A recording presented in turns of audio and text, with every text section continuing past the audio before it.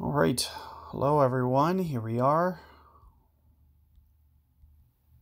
Just refix my bag here. Actually, switch bags.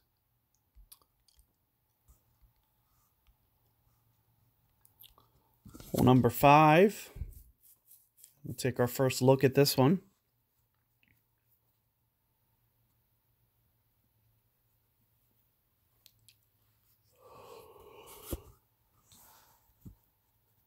Now, this is probably going to be the hardest hole of the tournament.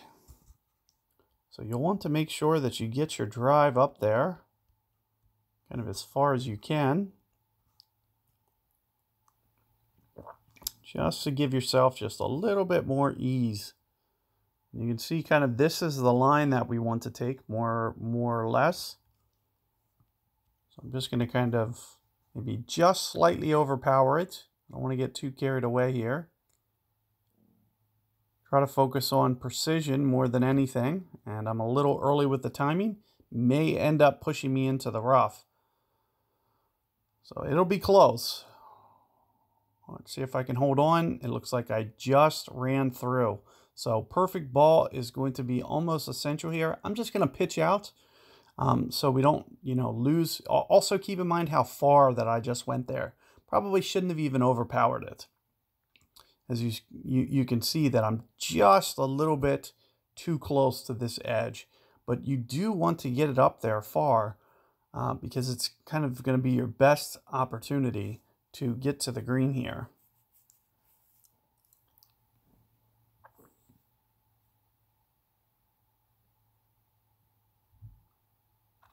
Another thing that you can do for the second shot primarily is put on a power 4 ball. So a power 4 ball is going to give you just a little bit more range for your approach. Also, if you have things like Hammerhead 6, Hammerhead 7, it's going to give you extra range over top of the sniper. So here you can see my opponent does drive it in the rough. Very, very tricky tee shot. Make sure that you're on with your perfect ball timing. As you can see, the penalty that costs me here. And all I'm going to do is basically pitch it back to where I'd like to leave it. So I'd like to get it somewhere right around here. And with a perfect ball, I'm assuming I would have been A-okay. And probably right around there. So it just goes to show you the importance of perfect ball.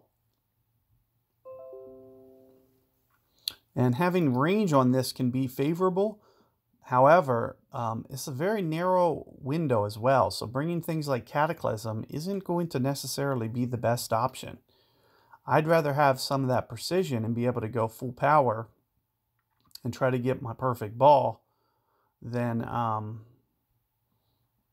do something a little bit too risky with the Cataclysm that could potentially fall down left off the edge of the cliff towards the bunker, or go in this sand. So you'll also see guys with Sniper 10 have a little bit of an advantage as well. So what I'm going to try to do is just try to land kind of up here and kind of curl it around more so than anything. So I expect this to land about 9 rings down or so.